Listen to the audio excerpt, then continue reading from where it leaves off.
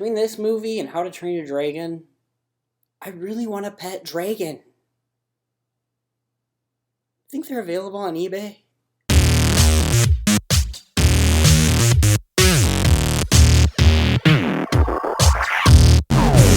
So Raya and the Last Dragon was directed by three different people: Don Hall, Carlos López Estrada, and Paul Briggs. I could not remember all three of those, so yeah, I just cheated. I looked on my phone. And this movie also has a voice cast of Kelly Marie Tran, Awkwafina, and then many other. And this movie is about a young woman searching for I think it's 5 different pieces of this dragon stone. It's the last stone to bring back the dragons, essentially. And this movie reminds me of Infinity War. Immediately off the back, I just have to say this. In this movie, the girl's looking for 5 different pieces of stones to put together to make the one stone whole again. Infinity War is about Thanos looking for 5 different stones, I think, 5 or 6, to put into a gauntlet. This movie's Infinity War.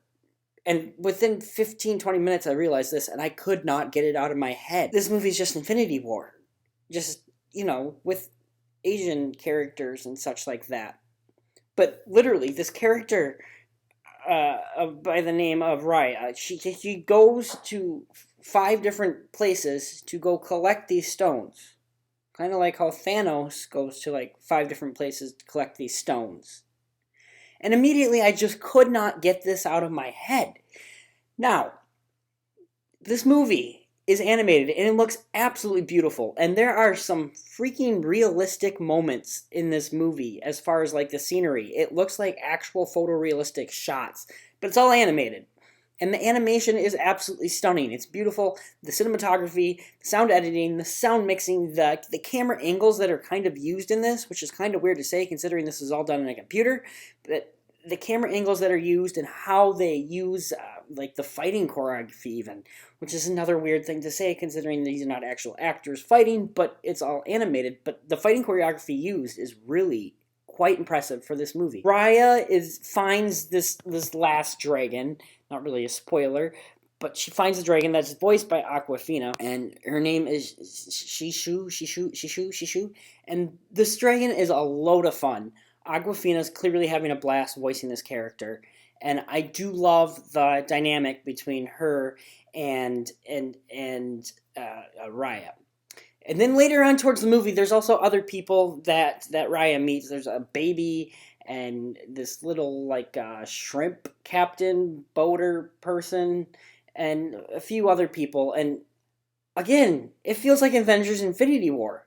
It feels like couple of people are by themselves, and then they start meeting up to form kind of the small Avengers that meet up on Wakanda, or meet up on Titan, or...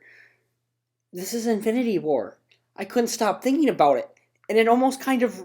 I'm not gonna say it ruined the movie for me, but I couldn't get it out of my head to the point that my enjoyment for this movie did go down a little bit. Not that there's anything wrong with the movie in the sense that it's Infinity War, but Infinity War came out 4 years before this movie, and I couldn't get it out of my freaking head. Now, as far as negatives go for this movie, I don't have a lot really at the end of the day. I found a couple things a little cheesy, over the top, and then there's just some things that we've come to know and expect with Disney. Within the first 5 minutes, parent, is gone, and kid's by himself. We've seen it 100 times, and there's just some things at the ending that don't necessarily work for me.